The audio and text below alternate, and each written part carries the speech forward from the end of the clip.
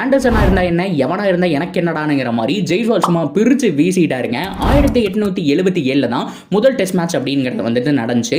So அதுக்கப்புறம் time travel பண்ணி வந்தீங்க அப்படின்னா 2024 இப்போ நடந்த டெஸ்ட் மேட்ச் வரைக்கும் யாருமே ஒரு டெஸ்ட் சீரீஸில் 20 6 அப்படிங்கிறது அடிக்கல. ஆனால் ஜெய்ஸ்வால் பார்த்தீங்க அப்படின்னா சும்மா வான வேடிக்கை காமிச்சிட்டாரு. என்ன ஒரு பேட்டிங், என்ன ஒரு டேலண்ட், எல்லா ஃபார்மேட்டுக்கும் சூட் ஆகிறாரு.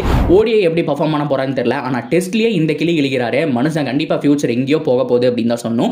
ஆண்டர்சன் 42 வயசு ஆகுது, மனுஷன் அந்த வீசுறாரு. அவருக்கு ஒரு மரியாதை கொடுக்காம போட்டு பிரின்னு பிரிச்சு வீசிட்டாரு. இதெல்லாம் ஒரு பக்கம் இருக்கு. ஸோ அலாஸ்டர் குக் எவ்வளோ பேருக்கு ஞாபகம் இருக்குன்னு தெரியல, டெஸ்ட் கிரிக்கெட்டோட நாயகனுங்க. நான் ஸ்கூல் படிக்கும் போதே பார்த்தீங்க அப்படின்னா நான் ஒரு 9 மணிக்கு ஸ்கூல் கிளம்பி போனேன் அப்படின்னா அப்போ பேட்டிங் ஆடிட்டு இருப்பாரு. 5 மணிக்கு ஸ்கூல் முடிச்சு வீட்டுக்கு வரும்போது அப்பவும் பேட்டிங் ஆடிட்டு இருப்பாரு. அந்த அளவுக்கு சூப்பரான ஒரு பேட்ஸ்மேன். ஆனால் அவருடைய ஹோல் கரியர்லேயே பார்த்தோம் அப்படின்னா 11 6 அடிச்சிருக்காரு. ஆனால் இவர் ஒரு இன்னிங்ஸ்லேயே 12 6 அடிச்சு அவருடைய கரியரையும் முடிச்சு கொடுத்துட்டாரு. ஜெய்ஸ்வால் தம்பி எங்கேயோ போயிடுவடா.